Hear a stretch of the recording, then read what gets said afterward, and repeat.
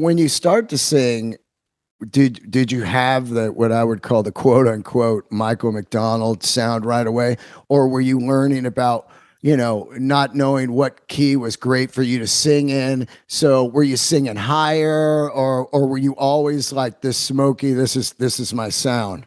Um, yeah, no, I think it was a developing timbre that I had, and largely facilitated by the fact that I realized early on that I always wanted to be a soul singer and kind of so I always loved the guys who could scream like Bobby Blue Bland and James Brown and Ray Charles on occasion, but and Mitch Ryder, but it hurt, Yeah. Oh yeah. and a whole night long of that, you could trash yourself pretty quick, So I think my biggest development was learning to sing without hurting myself, because if you did 5 sets a night, you wanted to be able to do it again tomorrow night, and so my style kind of developed out of preservation more than anything, and learning, kind of some of the tricks of some of the soul and gospel singers was when you hear Stevie Wonder do that big scream on, Signed, Sealed, Delivered,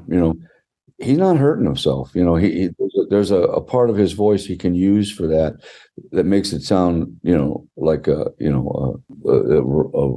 raunchy, emotional, scream, but he's not doing the damage that someone who didn't realize that there's a way to do that without hurting yourself. So he, a lot of those singers I kind of learned by listening really closely to their records and emulating. I was an amalgam of a million singers. I loved Stevie Wonder, I loved Ray Charles, I loved Bobby Bland, I loved all those singers, Marvin Gaye.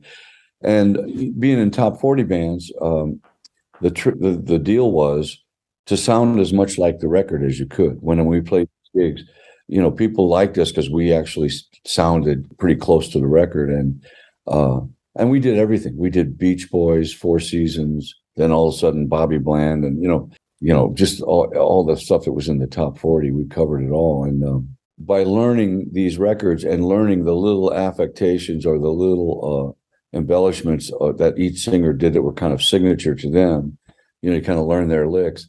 That eventually became a kind of morphed into my own style of singing. I borrowed a little bit here, a little bit there, and kind of developed my own voice. It's funny because I sang all my life. I was a singer. I'm a comedian now, but early on, I know what you're talking about, trying to find longevity, figuring out how to sing for hours a night and being able to do it the next night. And especially back then with the Marshall stacks and bad PAs, no in-ears or anything. And I took a lot of lessons. I also tell people, you can't really learn to sing. What you're going to learn is how to sing with longevity. And either you can sing or you can't. And so I took a singing lesson for a couple of years with this guy, and he finally hit it with me. He goes, "Yeah, you like Michael McDonald?" And I go, "Yeah." And he goes, "Well, here's how you can sing forever. If you yawn, when you're yawning, you tend to be able to, go higher, like, oh, like no problem."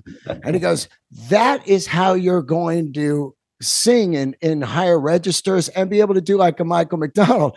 And when he told me that, as I yawned, I was like, "Oh, I get it. It's coming up from the back of my skull, from down here with no constrictions or, throat, stiff."